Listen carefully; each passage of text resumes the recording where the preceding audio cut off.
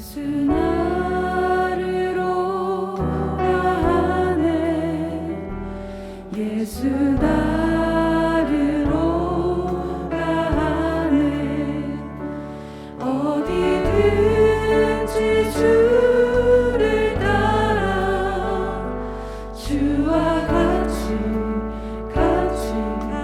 가려네 주의 인도하심 따라 주의 인도하심 따라 어디든지 주를 따라 주와 같이 가려네 겟세마네 동산까지 주와 함께 가려 하네 피 땀 흘린 동산까지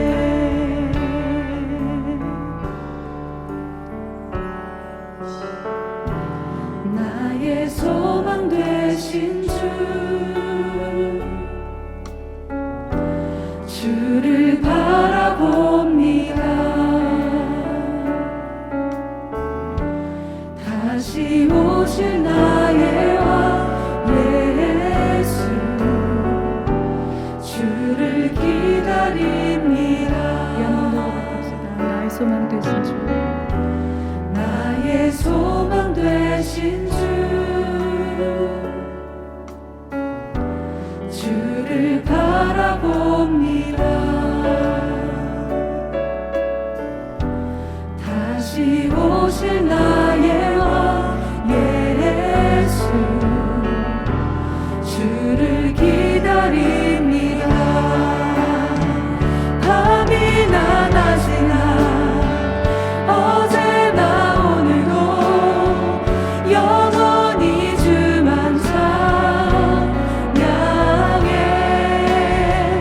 괴롭고 슬플 때 낭망하여 넘어져도 언제나 주만 찬양하겠네. 밤이나 낮이나 언제나 영원히 주만 찬양해.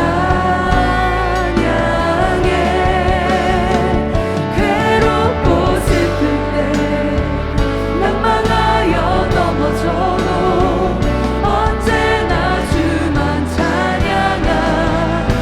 찬양하겠네. 밤이나 낮이나 언제나 오늘도 영원히 주만 찬양해. 괴롭고 슬플 때 낭망하여 넘어져도 언제나 주만 찬양하겠네. 밤이나 낮이나 어제나 오늘도 영원히 주만 찬양해.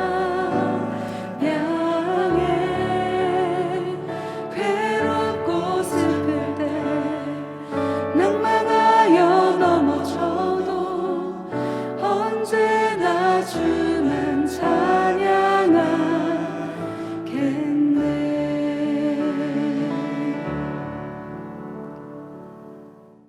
할렐루야. 자, 오늘 하나님의 말씀을 보겠습니다. 마태복음 21장 18절에서 19절입니다. 마태복음 21장 18절, 19절 말씀 찾으신 줄 알고 우리 함께 합독을 하겠습니다. 다 같이요. 이른 아침에 성으로 들어오실 때에 시장하신지라 길가에서 한 무화과 나무를 보시고 그리로 가사 잎사귀 밖에 아무것도 찾지 못하시고 나무에게 이르시되 이제부터 영원토록 네가 열매를 맺지 못하리라 하시니 무화과 나무가 곧 마른지라. 아멘. 자, 오늘 아침에 셋째 날인데요, 제목은 주님의 관심은 잎사귀가 아니라 열매이다 라고 하는 제목으로 말씀을 나누겠습니다. 자, 우리 예수님께서 유월절을 지키고 십자가에 달려 죽으시기 위해서 예루살렘에 입성을 하셨죠. 예루살렘에 입성하신 주님은 이제 성전을 청결케 하셨고요, 베다니에로 다시 나가셔서 유숙하시고 다음날 아침에 예루살렘으로 들어오셨는데 그 들어오시는 길에서 시장하셨어요. 그래서 18절에 보게 되면 이런 말씀이 있습니다. 읽겠습니다. 이른 아침에 성으로 들어오실 때에 시장하신지라. 그러니까 예수님이 아마 아침을 드시지 못하시고 지금 베다니에서 예루살렘으로 들어오신 것 같습니다. 예수님도 우리와 동일한 육신을 입고 있기 때문에 시장하셨습니다. 그래서 19절에 보게 되면 이런 말씀이 있어요. 다 같이요. 길가에서 한 무화과 나무를 보시고 그리고 가사 잎사귀 밖에 아무것도 찾지 못하시고, 주님께서 이제 시장하셔서 예루살렘으로 들어오시는 거리에 길가에서 뭘 봤습니까? 한 무화과 나무를 보셨습니다. 그리고 이제 주님께서 그 무화과 나무로 가셨는데 잎사귀 밖에는 아무것도 찾지 못했다는 거죠. 그런데 마가는요, 마가복음 11장 13절에서 이렇게 말씀하고 있어요. 다 같이 읽겠습니다. 멀리서 잎사귀 있는 한 무화과 나무를 보시고 혹 그 나무에 무엇이 있을까 하여 가셨더니 가서 보신즉 잎사귀 외에 아무것도 없더라. 이는 무화과의 때가 아님이라. 여러분 좀 이상하잖아요. 예수님께서 무화과 나무를 보시고 가셨는데 열매가 없었어요. 그런데 마가는 이렇게 말하고 있어요. 이는 무화과의 때가 아님이라. 그러니까 무화과의 때가 아니다라고 되어 있어요. 여러분, 무화과 나무는요, 잎이 나고 꽃이 피기 전에 열매를 맺는 나무죠. 그래서 꽃이 없다고 해서 무화과라고 그래요. 꽃이 없다고 그래서 무화과 나무, 무화과라고 그러는데, 이 무화과 나무는요, 관상수가 아닙니다. 제목으로 쓸 수 있는 나무도 아니에요. 뭐 아름다운 꽃이나 향기가 있는 것도 아닙니다. 오직 열매를 위해서만 존재하는 나무입니다. 그러니까 무화과는 열매를 맺지 못하면 아무 쓸모가 없는 거예요. 예? 정말 쓸모가 없는 게 바로 무화과 나무입니다. 이 무화과 나무는 많은 수고를 하지 않아도 잘 자라고 열매를 많이 맺습니다. 그런데 이 무화과 나무가 잎사귀만 무성하고 열매가 없었다는 거죠. 잎사귀 외에는 아무것도 없더라. 불행하게도 잎사귀만 무성했지 주님이 원하시는 열매를 맺지를 못했습니다. 그런데 19절 하반절에 보게 되면 예수님께서 이 무화과 나무를 저주하시거든요. 자, 19절 하반절 읽겠습니다. 시작. 나무에게 이르시되 이제부터 영원토록 내가 열매를 맺지 못하리라 하시니 무화과 나무가 곧 마른지라. 자, 마가복음 11장 20절을 보게 되면 열매 맺지 못한 무화과 나무가 뿌리채 말라서 비틀어지고 말았다는 거죠. 여러분, 이 말씀 때문에 실족한 사람들이 참 많아요. 많은 사람들이. 왜냐하면 왜 예수님은 아직 무화과의 때가 아닌데도 불구하고 그 무화과 나무를 찾아가셨을까? 두 번째는 왜 예수님은 무화과 나무가 열매가 없다라고 해서 이 나무를 저주하셨을까? 배가 고프다고 해서 식물에게 화를 내면 되는가? 뭐 이런 거죠. 그래서 이것 때문에 실족한 사람들이 많아요. 그래서 어떤 사람들은 나는 이 말씀 때문에 크리스찬이 될 수가 없었다. 이 말씀 때문에. 아니, 배고프다고 배고픈데 열매가 없다고 그래서 그 나무를 저주하실 수가 있는가? 그것도 때가 아직 아니라는데. 슈바이처 같은 분들은요, 슈바이처는 세상 사람들에게는 굉장히 박애주의자고 이게 사람들로부터는 굉장히 존경을 받는 사람이지만 슈바이처는 우리가 갖고 있는 복음적인 신앙을 갖고 있는 사람은 아닙니다. 그러니까 신앙적인 노선은 우리가 취할 수가 없어요. 슈바이처의 신앙은. 슈바이처가 뭐라고 말했냐 그러면 역사적 예수의 연구라고 하는 책에서 무화과 나무를 저주할 당시 예수님은 십자가의 죽음을 앞두고 불안과 정신적인 혼란으로 정상이 아니었을 수도 있다. 그러니까 굉장히 인간적인 얘기죠. 예수님이 이제 예루살렘에 들어가서 십자가를 지셔야 되고 고난을 받으셔야 되기 때문에 굉장히 정신적으로도 죽음을 앞둔 그 불안과 정신적인 혼란으로 인해서 정신이 혼란해질 수 있다. 그래서 때가 아닌데도 무화과 나무에게 찾아가셨고, 그리고 주님이 정서적으로 아직 혼란스러웠기 때문에 극도의 불안과 두려움 가운데 있었기 때문에 열매가 없는 무화과 나무를 저주하셨다. 이렇게 얘기를 해요. 그런데 그 이스라엘에서 선교를 하고 계시는 한 선교사님이 이 부분에 대해서 아주 명쾌하게 설명을 했어요. 어떻게 설명했냐 그러면 지중해에 접한 이스라엘은 지중해의 온난한 독특한 기후로 인해서 이 무화과가 그 이스라엘은 지중해성 독특한 기후를 갖고 있기 때문에 4월에서부터 10월까지 건기라고 그러죠. 무려 5번의 열매를 맺는다는 거죠. 이 무화과가 우리나라하고 전혀 다르다는 거죠. 5번의 열매를 맺는데요, 이스라엘의 무화과가. 그런데 첫 열매가 있고 그 다음에 두 번째부터 열매가 있대요. 첫 열매는 언제 맺느냐 그러면 6월절이 시작되는 4월, 그러니까 지금 바로죠. 그러니까 예수님께서 이제 정료주일에 예루살렘에 왜 입성하셨어요? 유월절을 지키기 위해서 입성하셨잖아요. 그러니까 유월절이 시작되는 무렵에는요, 잎사귀와 함께 작은 열매들이 맺는데 그것을 첫 열매라고 그런. 그래서 히브리어에서는요, 그 첫 열매를 파게라고 말합니다. 파게. 그게 첫 열매래요. 그래서 그 첫 열매가 맺고 나면 그 다음부터 이제 4번에 걸쳐서 또 열매를 맺는데 그것이 이제 본격적인 열매죠. 이제 두 번째 열매라고 말하는데 첫 열매와 두 번째 열매가 구별되는데 첫 열매는 파게, 두 번째 열매는 테나라고 부른답니다. 그런데 이제 헬라어라든지 영어라든지 우리말은 이게 첫 열매와 두 번째 열매가 구별이 안 되잖아요. 그냥 무화과라고만 되어 있으니까 이게 사람들에게 혼란을 많이 갖게 만든다는 거죠. 근데 이스라엘 사람들에게 이 말이 굉장히 혼란스럽지 않대요. 너무나 당연하게 이해가 된다는 거죠. 자, 이 선교사님이 가면 예수님께서 베다니에서 나오시던 날에 시장하셨어요.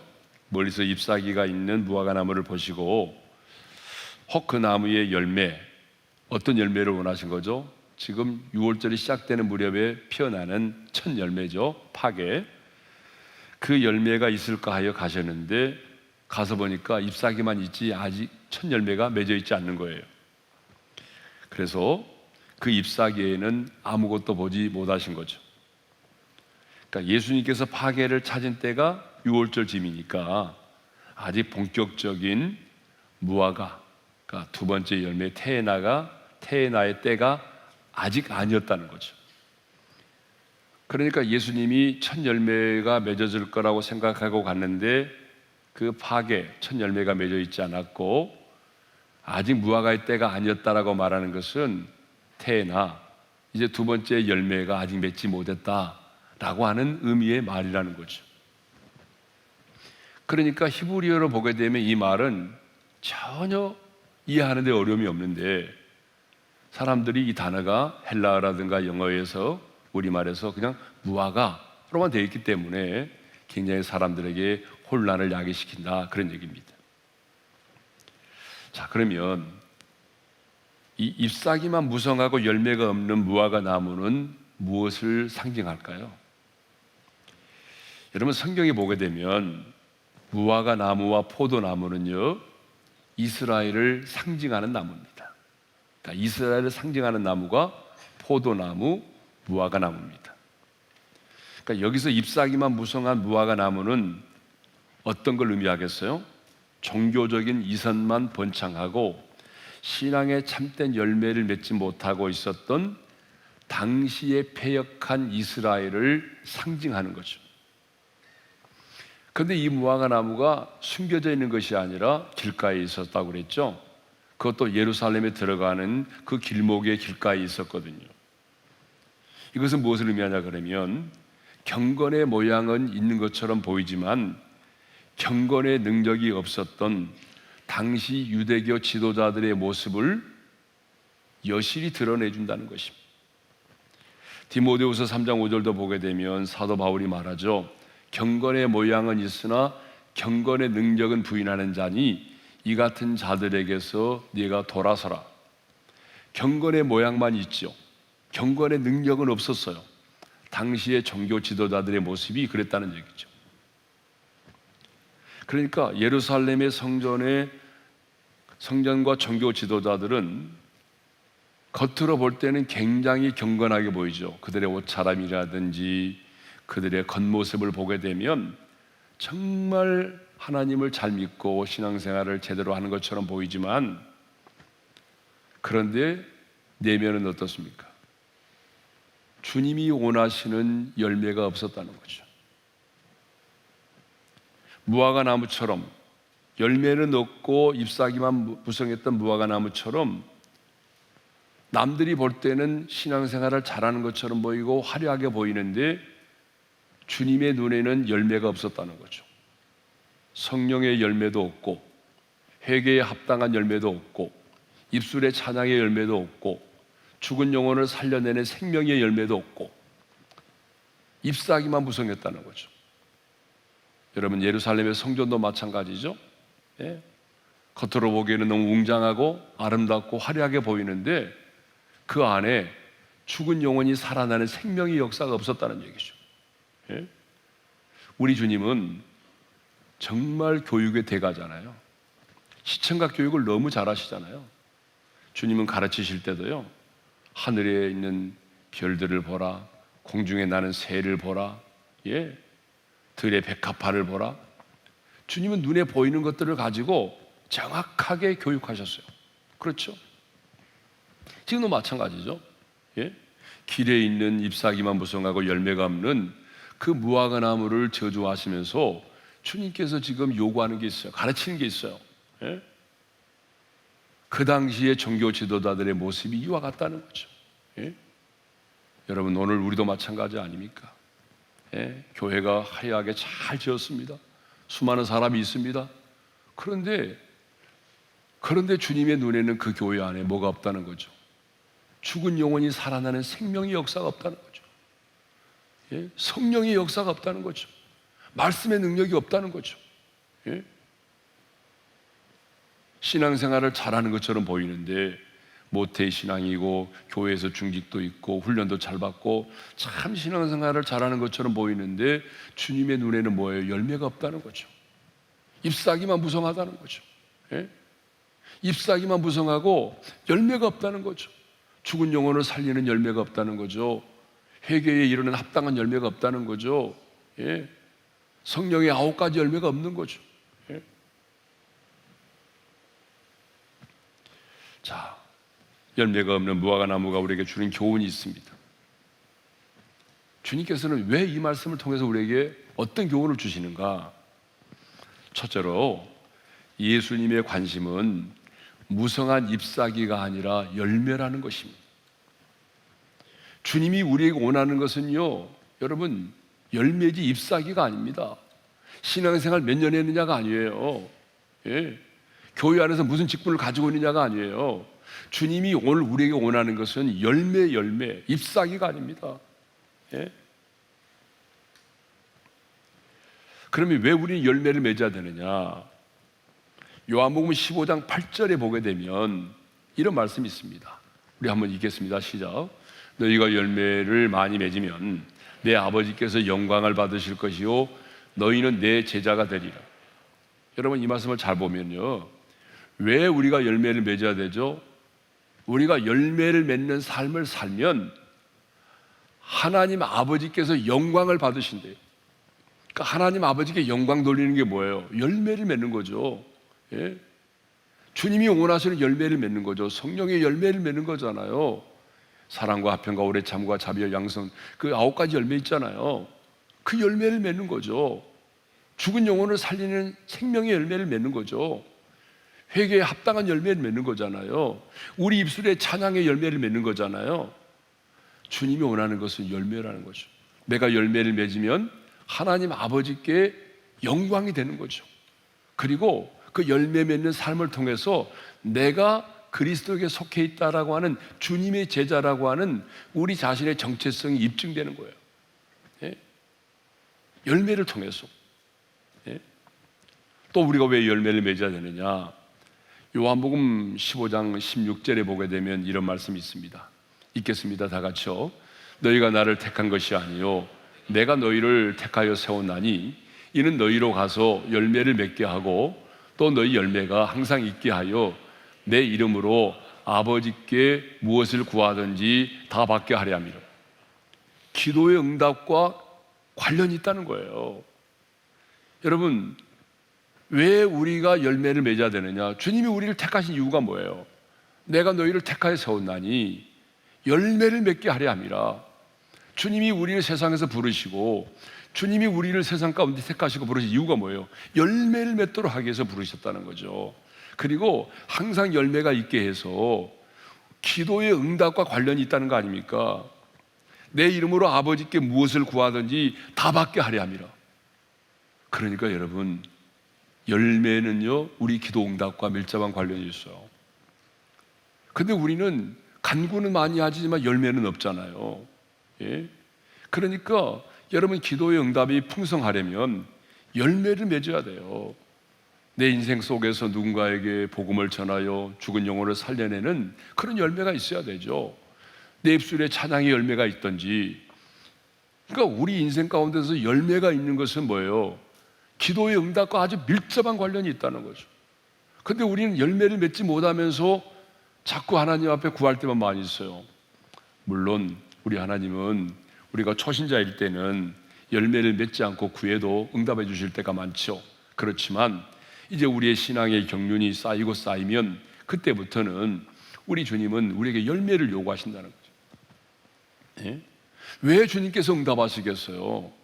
열매를 많이 맺으라고. 예? 그래서 오늘 이 고난 주간에 나는 정말 잎사귀만 무성한 그런 무화과가 아닌가. 주님이 원하는 것은 열매라는 거죠. 열매.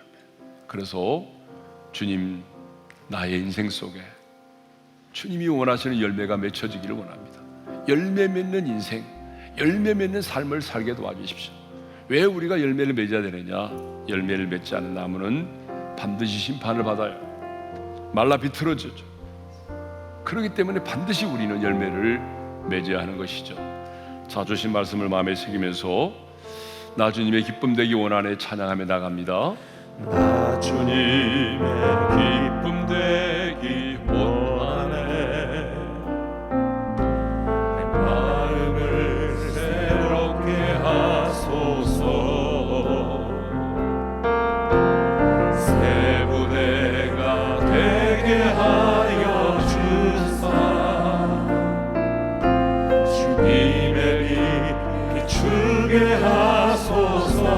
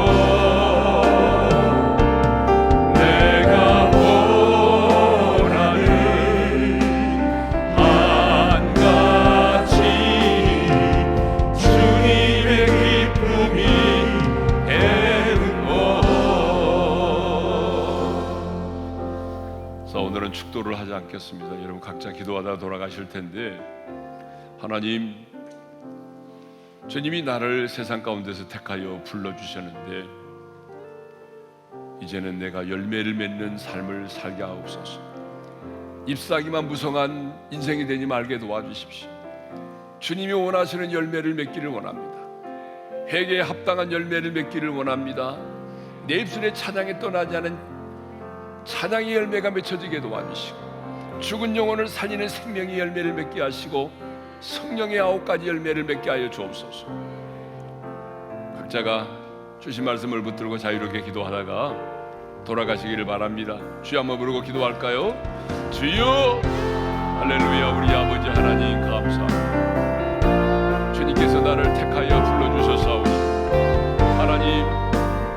하나님이 원하시는 열매를 맺기를 원합니다. 하나님, 잎사귀만 무성하지 않도록 도와주십시오.